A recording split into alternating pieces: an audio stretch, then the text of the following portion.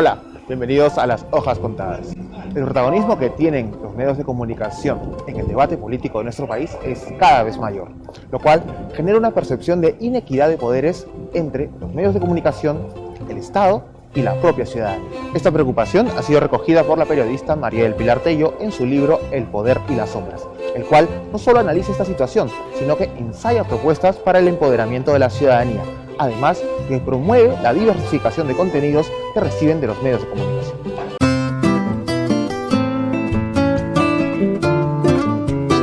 Bueno, los medios hacen política y en los medios se hace política, al punto tal que ahora estamos viendo un escenario posiblemente influido por la gran revolución tecnológica, en que los medios de comunicación hacen política compitiendo con los gobiernos y los gobiernos hacen información compitiendo con los medios.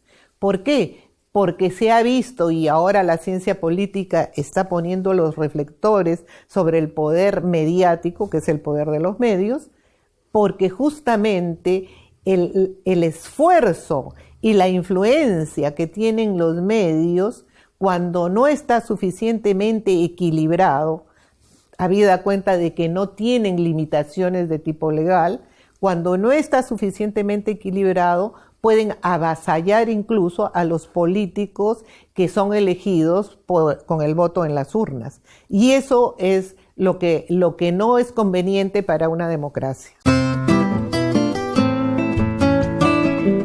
Dentro del Estado, desde las teorías de la Ilustración francesa, se habla de equilibrio y separación de poderes dentro del Estado. El legislativo contrapesado por el ejecutivo y por el judicial, ¿no es cierto? Separación de poderes. Pero cuando surge un poder mediático tan fuerte como es el de estos tiempos, a gran diferencia del que había hace 40 años, que tenía un gran poder, que tenía un gran peso, pero la tecnología les ha dado a los medios ahora un peso suficiente y un peso tan grande que muchas veces, como digo, llegan a competir con el propio Estado. Entonces, ¿el equilibrio en dónde está? No está en que compitan entre ellos. Creo que la ciudadanía necesita, para hacer este equilibrio, no solamente organizar observatorios de medios, veedurías como las tenemos en nuestro país, sino también necesita medios de comunicación para poder expresarse, como son los medios comunitarios, los medios alternativos y por esencia los medios públicos. Si bien la ciudadanía ha encontrado en Internet un nuevo espacio de poder, los medios de comunicación también han aprendido a usar esta herramienta, por lo cual el tan esperado equilibrio de poderes está todavía muy lejos de alcanzar el equilibrio deseado. Aún así, María del Pilar Tello está en contra de establecer controles a lo que nos ofrecen los medios de comunicación, pero sí a favor de la autorregulación. No es conveniente el control de contenidos de ninguna manera. Lo que hablamos es de regulación, de autorregulación, pero sin control de contenidos. Y junto a las veedurías y a los observatorios, ahora tenemos en un medio escrito un defensor del lector. O sea, estamos avanzando. Yo creo que siempre han tenido un gran poder, pero como digo, este se ha incrementado por la revolución tecnológica, por la aparición de la Internet, porque la Internet empodera a ciudadanos, pero también empodera medios, y medios privados y medios gubernamentales. Entonces, es como si fuera una réplica. Hasta que la sociedad no llegue a tener mayor presencia, vamos a ver que el escenario de la comunicación sigue siendo una réplica de lo que siempre ha sido. Medios privados, medios estatales gubernamentales y sociedad empoderada para la vigilancia, empoderada para la supervisión de cómo funcionan estos medios, pero sin medios propios, sin participación concreta en los medios. Por eso ahora la gran novedad son los medios comunitarios, los medios alternativos y por supuesto los medios públicos, que no son una novedad, pero en nuestro continente sí lo son, porque no tenemos cultura en América Latina de medios públicos. Recuerde que usted puede encontrar este y otros libros editados por el Fondo Editorial del Congreso de la República en el Jirón Guayaga 364, Cercado de Lima. La atención es de lunes a viernes de 9 de la mañana a 1 de la tarde y de 2 a 5 de la tarde. También los puede encontrar en las principales librerías. Para María del Pilar Tello, el eje del poder mediático está en la selección del contenido. Y allí la importancia de que aparezcan nuevos espacios que respondan no solo a intereses privados ni gubernamentales, sino más bien al interés ciudadano. ¿Cuál es su propuesta? Medios de comunicación estatales públicos.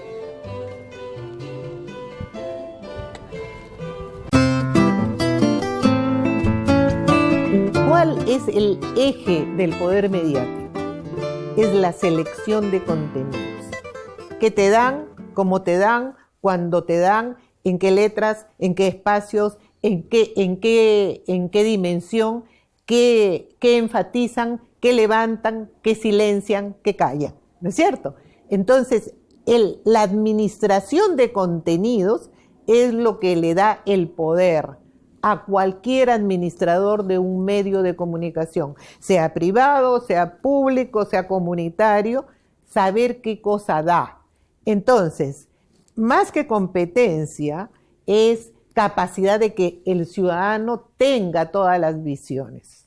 Porque cuando un grupo que es influyente y determinante en el poder mediático de un país dice, el usuario es el que tiene la palabra, porque él elige. Es cierto que elige, pero solo entre lo que se le ofrece.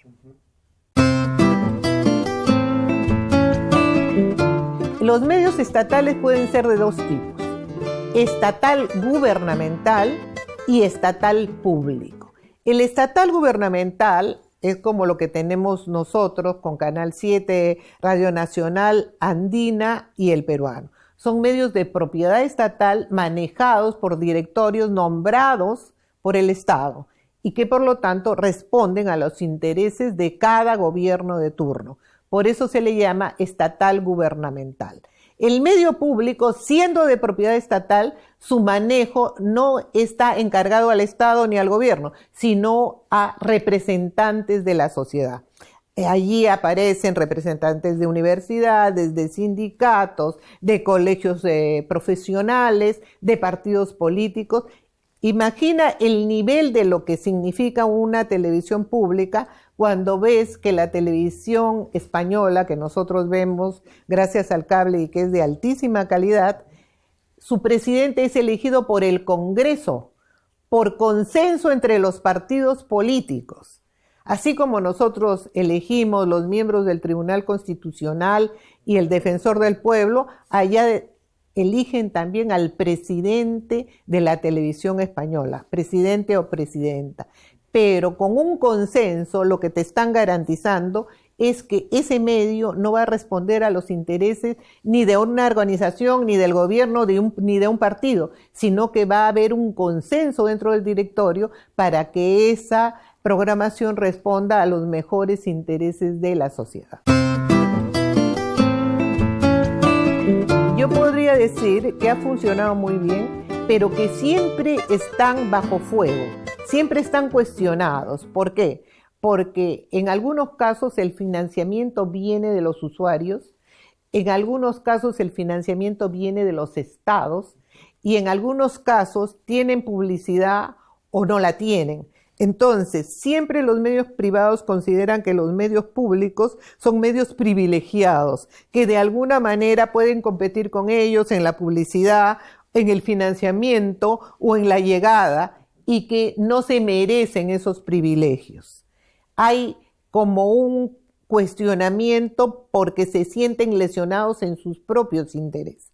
Sin embargo, hemos visto cómo la BBC, y cuando nosotros vemos en la programación esos canales como la televisión española o la televisión francesa, la italiana, la alemana, la misma BBC, es una bocanada de aire fresco respecto de contenidos que la población necesita, pero que los medios privados o gubernamentales no llegan a darle, ¿no es cierto? Entonces, a nivel de contenido, sin tratar de regular ni de controlar contenidos, lo que tienes es un medio que te emite contenidos diferentes, con lo cual el ciudadano puede contrastar. ¿Qué cosa te dan los medios privados? Lo que le gusta a la gente, no necesariamente lo que el ciudadano necesita para poder participar o emitir opinión, ¿no es cierto? Entonces, el medio público está encargado de reflejar la voz de todos los sectores de la sociedad, de presentar los intereses con una gran pluralidad, ¿no? Esa es su misión y ese es el trabajo que deben realizar. Dante Caputo, el ex canciller argentino que trabajó para el PNUD y que hizo varias encuestas sobre el poder, él decía que la relación entre el poder político y el poder mediático es uno de los temas más dilemáticos que existen para la democracia y para nuestras sociedades.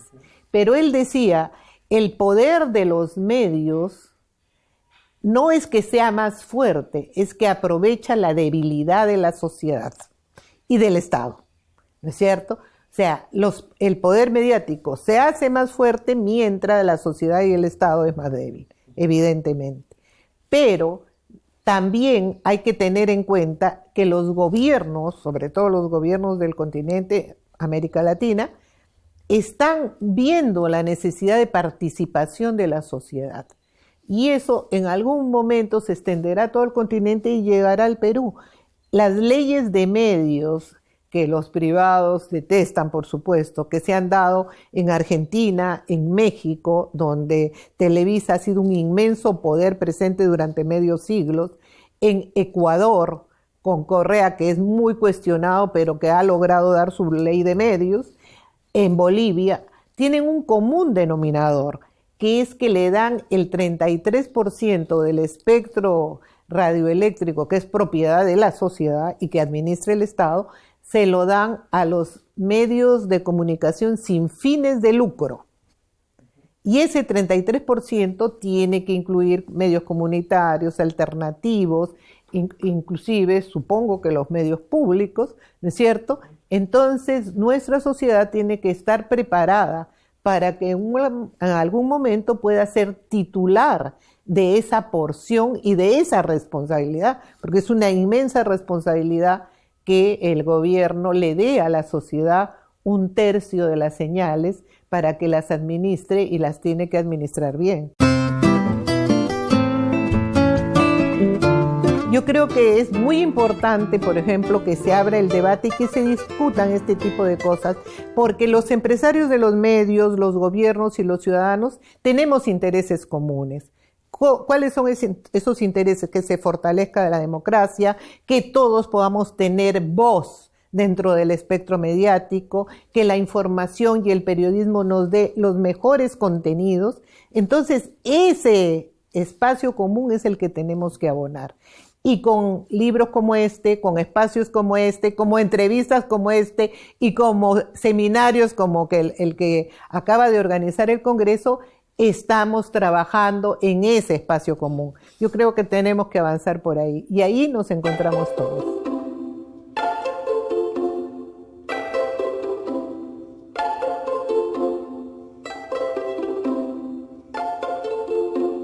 Es importante resaltar que El Poder y las Sombras es el segundo libro de María del Pilar Tello publicado con el Fondo Editorial del Congreso de la República. Dioses, Diablos y Fieras fue la primera entrega de una trilogía cuya última parte está todavía pendiente de publicación, pero nosotros estaremos muy atentos. Muchísimas gracias por acompañarnos. Nos reencontramos la próxima semana en una nueva edición de Las Hojas Contadas. Hasta entonces, sigamos leyendo.